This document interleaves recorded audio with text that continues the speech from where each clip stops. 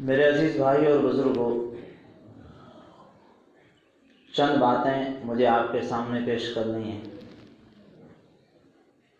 کچھ دعوت کے عنوان پر بھی بات کرنی ہے اور کچھ یہ باتیں پیش کرنی ہیں کہ آج ہمارے ہندوستان کے جو حالات ہیں، یہ حالات یہاں تک کیسے پہنچے،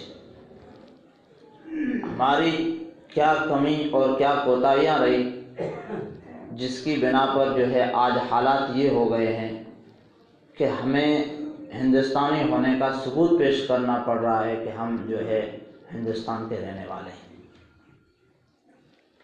ورنہ اس ہندوستان کو آزاد ہوئے آج 70 سال سے زیادہ ہو گئے، کبھی بھی جو ہے ثبوت نہیں مانگے گئے، لیکن آج یہ ثبوت مانگا جانا ظاہری بات ہے کہ سارے فیصلے اللہ کے یہاں سے ہوتے ہیں۔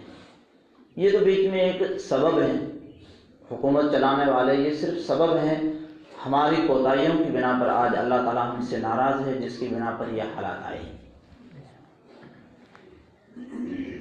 تو سب سے پہلی چیز، اللہ رب العزت جس قوم کو کتاب عطا کرتا ہے وہ اہل کتاب کہے جاتے ہیں۔ جس قوم کو کتاب دی جاتی ہے، کتاب دینے کے بعد اگر وہ لوگ اس کتاب پر عمل نہیں کرتے ہیں تو اللہ تبارک و تعالیٰ کا غصہ ہائی ہو جاتا ہے، اس کی ناراضگی جو ہے وہ بڑھ جاتی ہے، جس کی بنا پر اللہ تبارک و تعالیٰ اس اہل کتاب کو، اس کتاب کے ماننے والوں کو تھوڑی تھوڑی سزا دیتے ہیں۔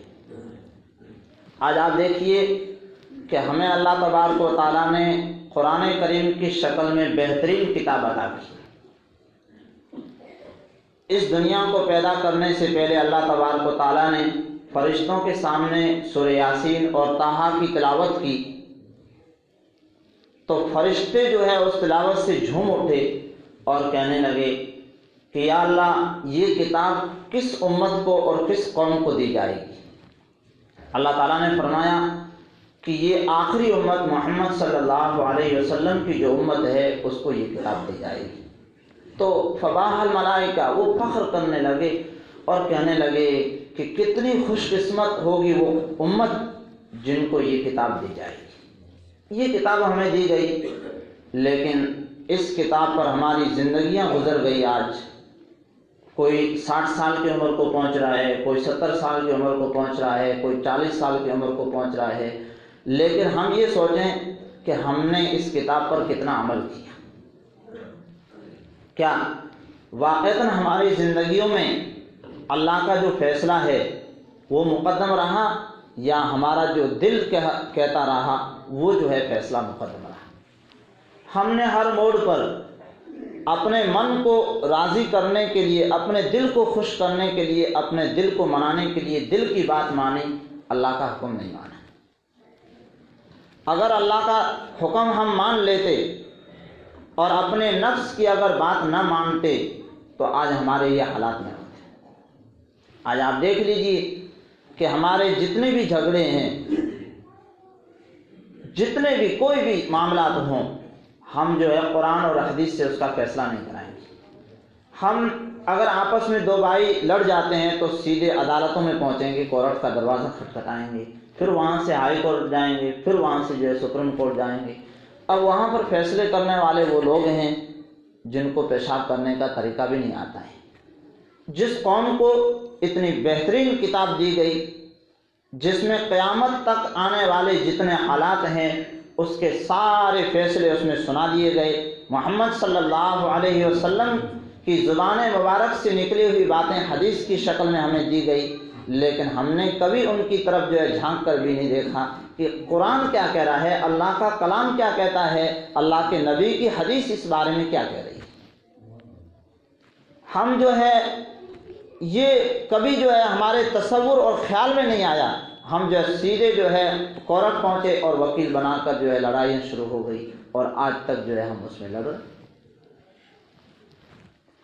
آج آپ دیکھیے کہ ہمارا کون سا ایک کام جو قرآن کے مطابق ہو رہا، الا ماشاء اللہ کوئی اگر خود بخود ہو رہا ہو تو ایک الگ چیز ہے، ورنہ ہم نے جو ہے کوشش کبھی نہیں کی، اور ہم نے جو ہے جو کوتاہیاں ہو رہی ہے ان کے بارے میں مل بیٹھ کر ہم نے کبھی سوچا نہیں کہ آخر ہمارا معاشرہ جو ہے کہاں جا رہا ہے۔ ہمیں جو ہے اتنی بہترین کتاب دی گئی تھی ایک قانون کی شکل میں، ہم نے جو ہے اس قرآن کو کتنا جو ہے پیچھے ڈال دیا، آج ہمارے گھروں کی حالتیں کیا ہو۔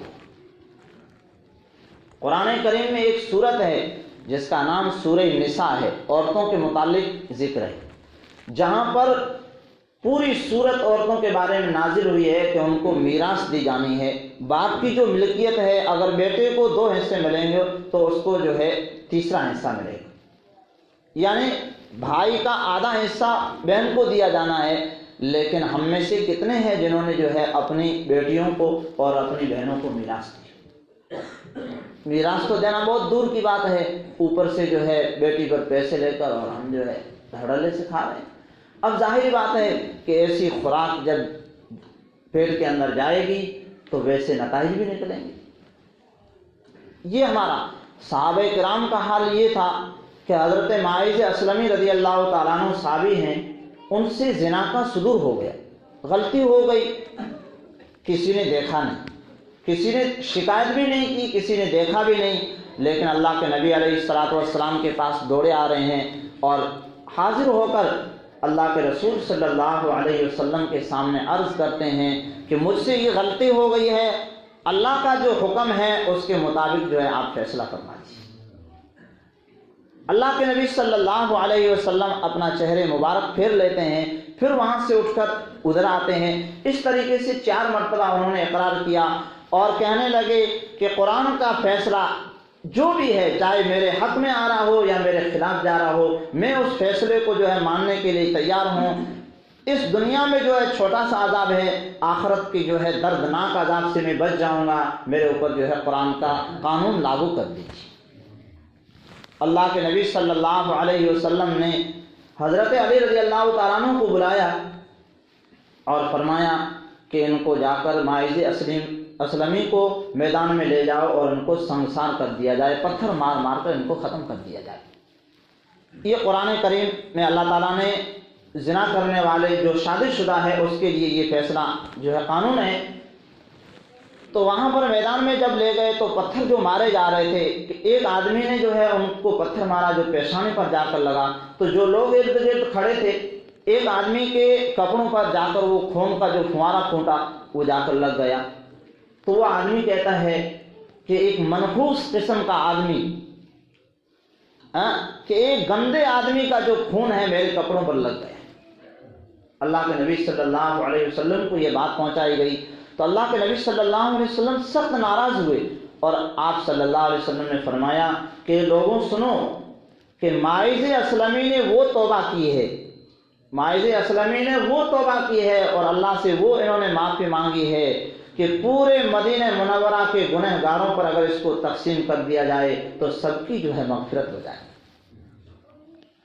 سامنے سے چل کر آ رہے ہیں اور آج ہمیں جو ہے حکم سنائے جا رہے ہیں، لیکن ہمارے دل جو ہے اتنے مردہ ہو گئے ہیں، اتنے مردہ ہو گئے ہیں کہ ہم جو ہے ماننے کے لیے تیار نہیں۔ ایک سبب یہ کہ ہم نے قرآن کریم کو چھوڑا۔ حضرت عمر رضی اللہ تعالیٰ عنہ نے فرمایا، اللہ کے نبی علیہ الصلوۃ والسلام کی حدیث ہے کہ ان اللہ یرفع بہذا الکتاب اقواما ویضع بقوم آخرین، کہ اللہ تعالیٰ اس کتاب یعنی قرآن کریم کے ذریعے سے کچھ لوگوں کو عزت دیتے ہیں، یعنی جو قرآن پر عمل کرتے ہیں ان کو عزتیں ملتی ہے، اور جو قرآن کو چھوڑ دیتے ہیں وہ دنیا میں ذلیل ہو جاتے ہیں۔ آج ہم دیکھ لیجئے ذلیل ہو رہے ہیں۔ سب سے بڑی وجہ یہ۔ دوسرے نمبر پر ایک ہے بے دینی اور ایک ہے بد دینی۔ بے دینی یہ ہے کہ جس کام کا ہمیں حکم دیا گیا وہ ہم کام نہیں کر رہے ہیں تو بے دینی ہے۔ جیسے مثال کے طور پر ہمیں جو ہے رات اور دن میں 24 گھنٹے میں 5 نمازوں کا اللہ کی جانب سے حکم ہے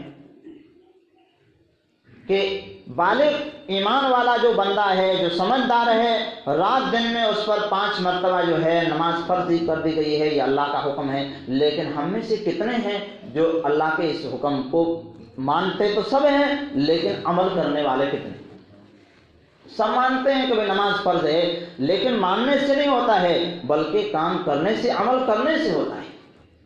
اب ہم میں سے دیکھیے، آپ ابھی جمعہ میں جو ہے اتنے سارے لوگ جو ہے آ کر مسجد بھر چکی ہے، لیکن فجر میں جو ہے کتنے لوگ تھے؟ کیا جمعہ کا حکم کرنے والا اللہ کوئی اور ہے؟ فجر کا حکم دینے والا کوئی اللہ اور ہے؟ نہیں، وہی اللہ ایک ہے جو فجر کا حکم دے رہا ہے، وہی کا وہی اللہ جمعے کا بھی حکم دے رہا ہے، لیکن جمعے میں اتنے سارے لوگ آ رہے ہیں اور فجر کا جو حکم دیا گیا تھا اس میں کتنے سارے آئے؟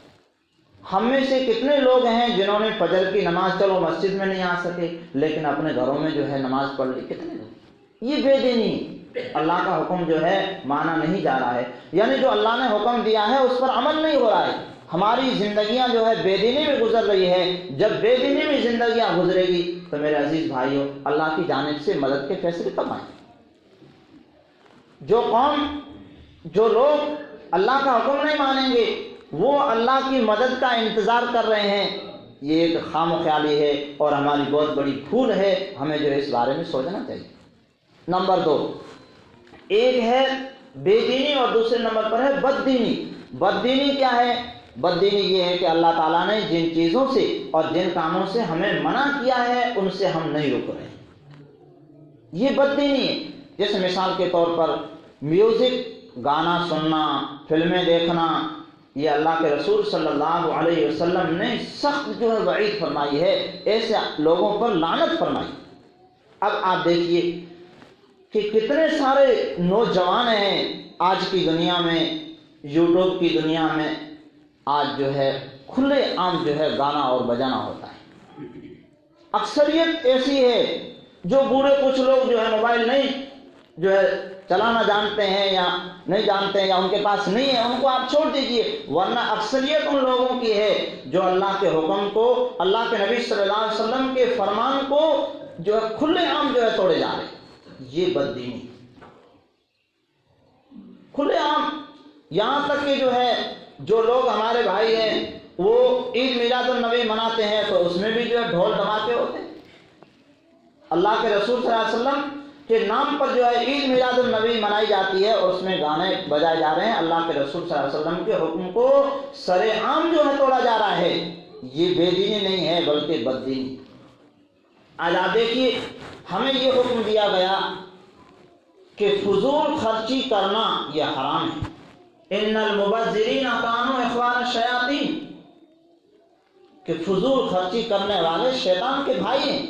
لیکن آج آپ دیکھ لیجئے الیکشن کا ٹائم آتا ہے تو یہ تو کہا قانون میں یہ تو نہیں ہے کہ بھئی 2 آدمی جو ہے مقابلے میں کھڑے ہوں، ایسا تو کہیں ذکر نہیں ہے کہ بھئی ایک آدمی کو متفق ہو کر سارے لوگ جو ہے ایک آدمی کو چن لیں کہ بھئی یہ ہمارے سرپنچ رہیں گے، لیکن ہمارا حال یہ ہوتا ہے کہ کوئی بندہ جو ہے کھڑا ہونے کے لیے تیار نہیں ہوتا ہے تو ہم سامنے سے کہتے ہیں کہ ہم آپ کو 5 لاکھ روپے دے دیں گے، ہم آپ کو 10 لاکھ روپے دے دیں گے، اتنے ووٹ دے دیے جائیں گے۔ اب جو ہے فضول خرچیاں مسلمانوں میں عام ہے، غیروں میں نہیں ہے زیادہ، یہ ہمارے اندر ہی زیادہ ہے اور لاکھوں کروڑوں روپے جو خرچ کیے جا رہے ہیں۔ یہ اللہ کا حکم نہیں توڑا جا رہا ہے کیا؟ یہ بے دینی نہیں ہے میرے عزیز بھائیوں، یہ بد دینی ہے، اور بد دینی جو ہے بڑی خطرناک، بد دینی بڑی خطرناک چیز ہے۔ اللہ کے رسول صلی اللہ علیہ وسلم اگرچہ ہمیں معاف فرما دیں لیکن اللہ تعالیٰ معاف نہیں فرمائیں، یہ یقینی بات ہے۔ امام اعظم ابو حنیفہ رحمۃ اللہ علیہ جمعہ میں تقریر کر رہے تھے اور فرمایا کہ بیوہ عورتیں جن کے گھروں میں ہوں، جن کے شوہروں کا انتقال ہو گیا ہو، وہ جو ہے اپنی بیٹیوں کا نکاح دوسرے مردوں سے کر دیں، یہ دین کی بات ہو رہی تھی۔ تو امام اعظم ابو حنیفہ رحمۃ اللہ علیہ کی والدہ جن کی عمر 85 سال کی تھی، ایک امام اعظم ابو حنیفہ رحمۃ اللہ علیہ کا مخالف آدمی مجلس میں کھڑا ہوتا ہے اور وہ یہ کہتا ہے کہ آپ کی والدہ بھی تو بیوہ ہے، آپ جو ہے میں ان سے نکاح کرنا چاہتا ہوں، ان کو چڑھانے کے لیے، پریشان کرنے کے لیے۔ اب آپ بتائیے کہ اتنا بڑا امام ہے، امام اعظم دنیا کے اماموں میں سب سے بڑے امام ہیں، ان کے دل کو تکلیف تو ظاہر بات ہے پہنچی، لیکن فرمانے لگے کہ یہ میرا معاملہ نہیں ہے، میری والدہ کا ہے، میں جا کر ان سے پوچھ کے آتا ہوں، یہ کہہ کر جو ہے مسجد سے چلے گئے۔ لیکن اللہ تعالیٰ نے बुखारी की हदीस है, अल्लाह के नबी सल्लल्लाहु अलैहि वसल्लम की हदीस है कि मन आदा ली वलियन फक़द आज़नतुहु लिल हर्ब, कि जिसने मेरे दोस्त से दुश्मनी की, मैं उसको, अल्लाह ताला फरमाते हैं कि लड़ाई और जंग का ऐलान करता हूँ, उसकी मेरे से लड़ाई। जो मेरे दोस्त को तकलीफ पहुंचाता है तो उस दोस्त से उसकी लड़ाई नहीं है, अल्लाह से उसकी लड़ाई।